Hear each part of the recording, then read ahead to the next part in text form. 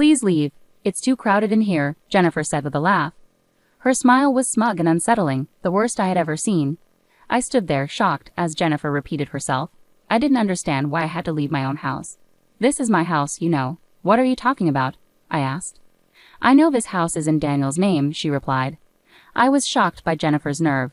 Even though I had explained everything when we got married, it seemed she hadn't listened at all. Fine, I'll leave, I said with a sigh. Watching Jennifer gleefully unpack her furniture into Daniel's home, I wished he were here, but he was away on a business trip for a month. I decided to wait until he returned to discuss the situation. Well then, take care, I said. With that, I left the house filled with memories. I knew where I was going next. I anticipated Daniel's reaction when he returned. My name is Karen, and I am a 65-year-old housewife. I worked until I was 60 and now live comfortably thanks to my pension and the inheritance from my husband, who passed away 5 years ago. He came from a wealthy family and owned several properties. Despite his wealth, he enjoyed working and was frugal. During the years we raised our child, there were times I got frustrated with my husband for being so focused on work, but I always admired him for taking on challenges with a smile. It's been 5 years since he passed away in October, in a tragic accident that happened on our wedding anniversary. I can't forget seeing the crushed cake box at the accident scene. He left behind a significant inheritance, insurance money, and our beloved son Daniel. Daniel turned 40 this year and works at a big company. After his father's sudden death, Daniel went through a rough patch. He was cheated on and divorced by his then-wife, and he briefly sought counseling to cope. I worried he might quit his job, but then he met Jennifer, and things turned around quickly once they started dating. They got married last year, and since then he's been even more driven at work and seems to have fully recovered. Jennifer, my son's wife, is a single mother with 2 boys aged 2 and 5. Daniel, who adores kids, had grown close to them, and I found them incredibly cute. Daniel couldn't have children due to an illness in his childhood, so the idea of having grandchildren filled me with joy. I thought Jennifer was quite generous, although she occasionally said things that surprised me. Overall, I believe she had a good heart. Daniel and everyone else seemed to agree. It never occurred to me that things could turn out the way they did. After their marriage, Daniel and Jennifer moved into a property near our house. I had suggested they live in one of my husband's houses. We want to start in a home we've chosen ourselves, Daniel insisted. He explained that Jennifer had a preference for cute things, and none of the available properties matched her tastes. When I first heard this, I was puzzled, but since they were newly married with children, I decided not to dwell on it, thinking they deserved to enjoy their preferred lifestyle. Daniel was often busy with work and traveled frequently. During his absences, Jennifer would bring the kids over for dinner. The grandchildren were well behaved, but Jennifer's behavior was quite different. She helped herself to food and often went through our closets without asking, even entering our bedroom to take my jewelry. This shocked me, and I felt the need to confront her about it. Jennifer suddenly burst into tears. I just wanted us to get along. Please don't hate me. Faced with Jennifer's tears, I found myself comforting her instead of addressing the issue. I chose not to tell Daniel about what happened, and since Jennifer didn't take anything else after that, I decided to keep the incident to myself. About 6 months into their marriage, Jennifer started sending her kids over to stay with us frequently. She would call abruptly the day before and hang up quickly, making it hard to say no. Reluctantly, I found myself taking care of the kids each time. Although they remained obedient, their table manners had noticeably deteriorated since we first met. They ate loudly and often spilled food outside their plates, despite being well-behaved before. I had to remind them repeatedly, but they would only listen temporarily before slipping back into their old habits during the next visit. This routine left me feeling frustrated. Jennifer appeared unconcerned and would drop off her children at our home and leave quickly. Initially, Jennifer would visit with the kids, but after a few times, she started sending them over alone.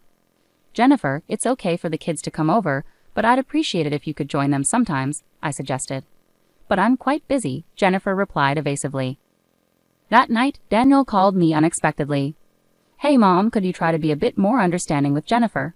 What do you mean? I asked, confused. I thought I had been quite kind to her, but Daniel seemed to have a different perspective. Jennifer feels pressured to visit often because she's afraid of being expected to help out like she had to in her previous marriage.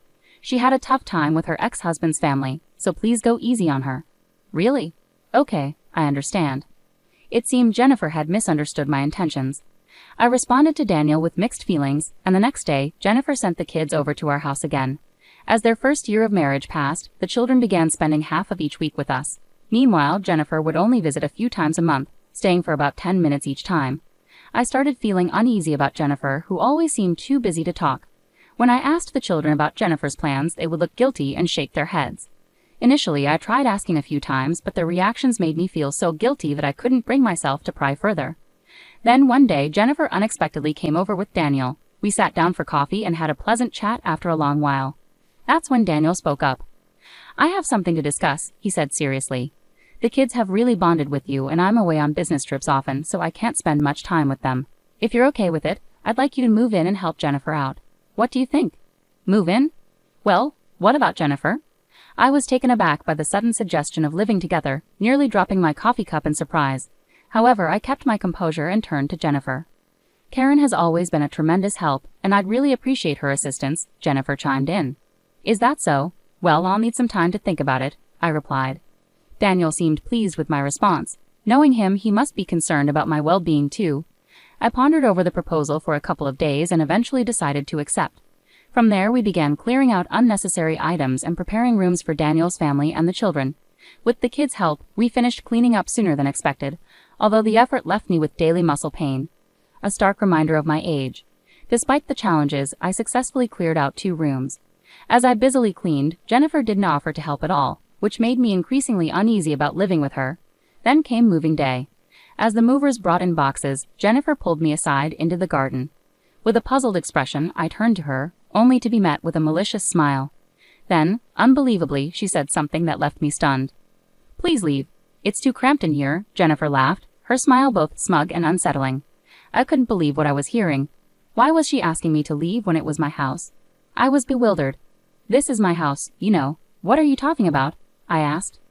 "I know this house is in Daniel's name," she replied sharply. Jennifer's assertion left me feeling inwardly frustrated.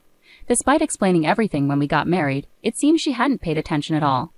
"All right then, I'll leave," I said with a sigh. I watched as furniture that reflected Jennifer's tastes was moved in, and she seemed overjoyed. It would have been better if Daniel had been there, but he was away on a business trip. He wouldn't be back for a month, so I decided to postpone any discussion until then. "Well then, take care," I said as I left the house filled with memories. I already knew where I was headed next. I eagerly anticipated Daniel's reaction upon his return. Without delay, I moved my belongings into my new home. The new home was a villa my husband and I had visited once, filled with memories, including where he proposed to me. While it didn't hold as many memories as our previous home, it held a special place in my heart, as we had planned to spend our second life here together. After finishing unpacking, I relaxed alone on the sofa. The place was very comfortable, thanks to the caretaker's diligent maintenance.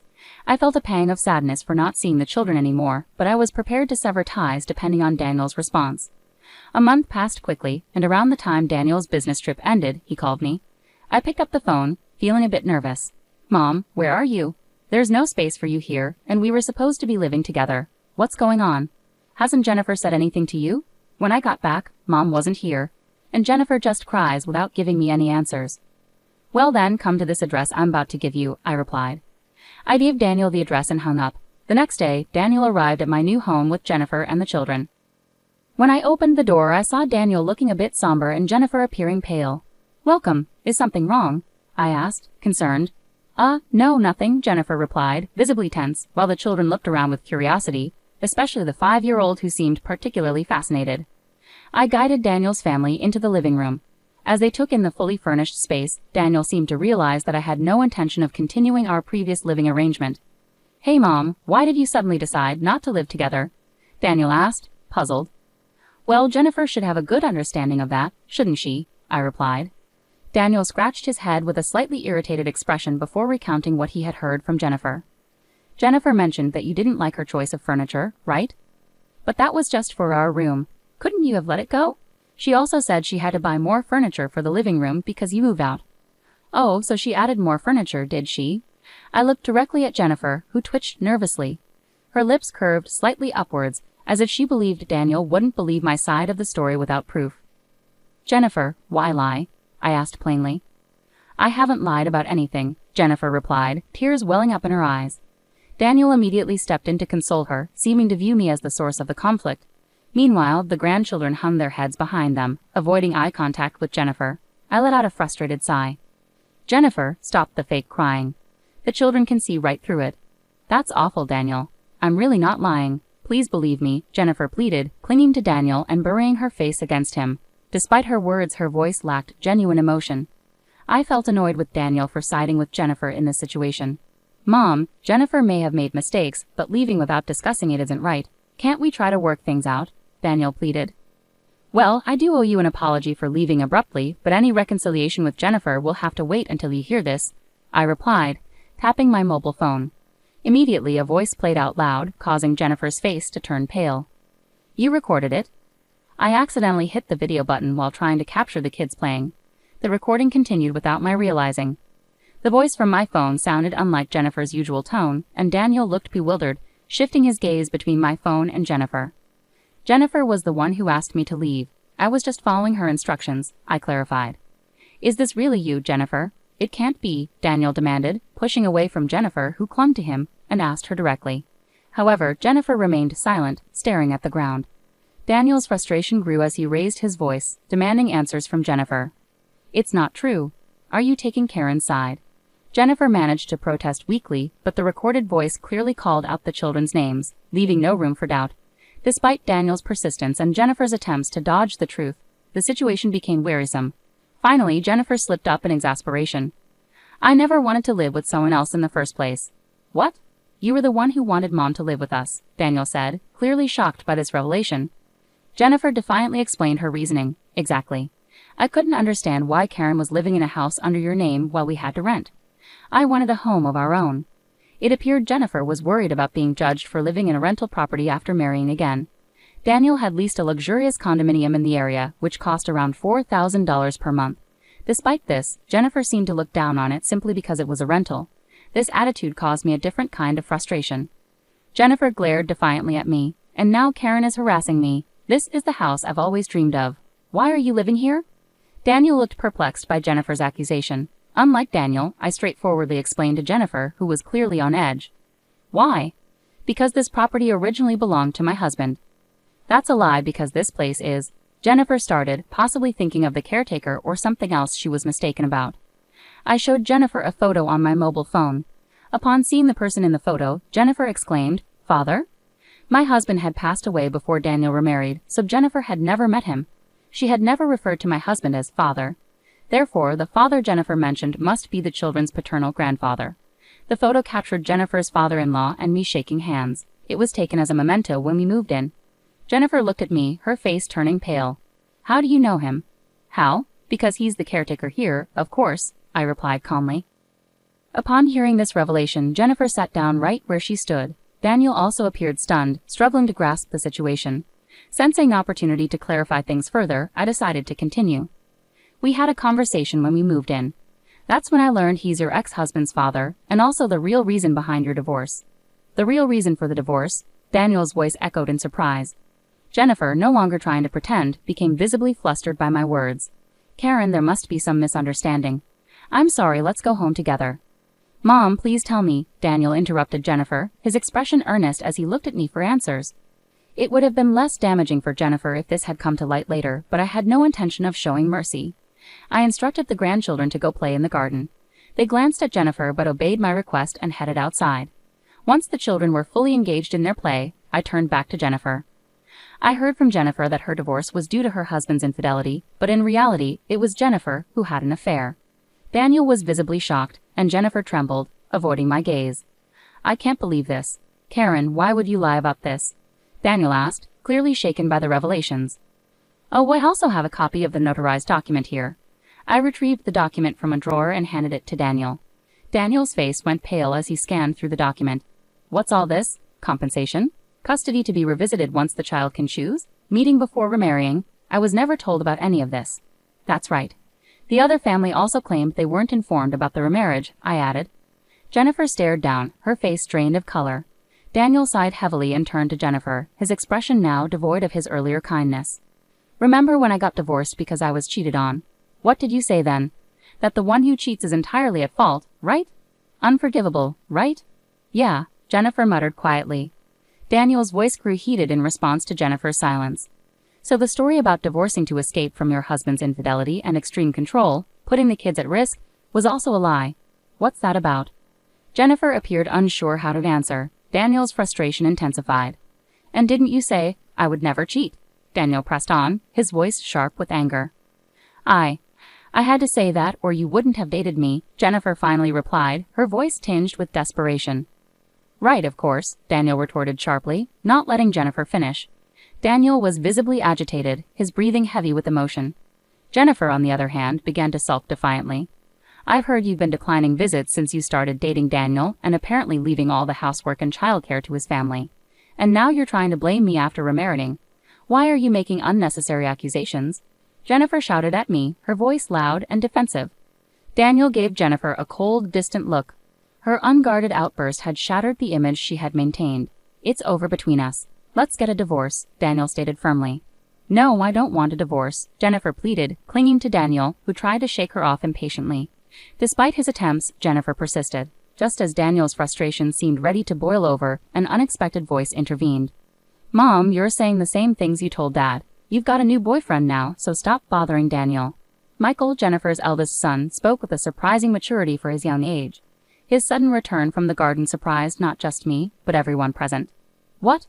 Why are you saying unnecessary things, Michael? Jennifer snapped, clearly caught off guard by her son's unexpected words. What do you mean by a new boyfriend? Daniel asked, squatting down to look at Michael, clearly perplexed. Michael spoke again, maintaining his composure. Whenever you're away, Mom tells me to go to Grandma's house, and then her boyfriend comes to pick me up. Michael, don't lie, Jennifer interjected quickly. Daniel hugged Michael tightly and turned a stern gaze towards Jennifer, who looked taken aback by his genuine anger. We'll talk about this later, including the boyfriend and the compensation, with him present. It's not like that. I love you. It was just a brief fling with that guy, Jennifer pleaded desperately. That guy, huh? Daniel remarked coldly, his disappointment evident. Jennifer looked crestfallen at Daniel's remark. With a resolute expression, Daniel stood up, shielding Michael, and stared coldly at Jennifer. Without hesitation, he forcefully escorted her out of the house. Wait, Daniel. Open the door. The next time we talk will be with a lawyer present. I'll arrange for the kids to see their father. I've already called my parents. They're on their way to pick them up. What do my parents have to do with this? Jennifer continued knocking on the door for a while, but soon the noise ceased. Shortly after, I heard voices arguing and then the doorbell rang. Jennifer's parents stood there, looking apologetic. After entrusting the grandchildren to me, they took Jennifer back with them. Later, the grandchildren were safely introduced to Jennifer's ex-husband's family. It turned out that Jennifer had changed her phone number and moved without informing anyone since she started dating Daniel, making it impossible to reach her. Her ex-husband and his parents were overcome with emotion and embraced the children as soon as they saw them. Although Daniel had already legally adopted the children, transferring custody back to Jennifer's ex-husband took some time due to the legal process. It seems Jennifer's life has taken a sharp turn after the consequences of her actions.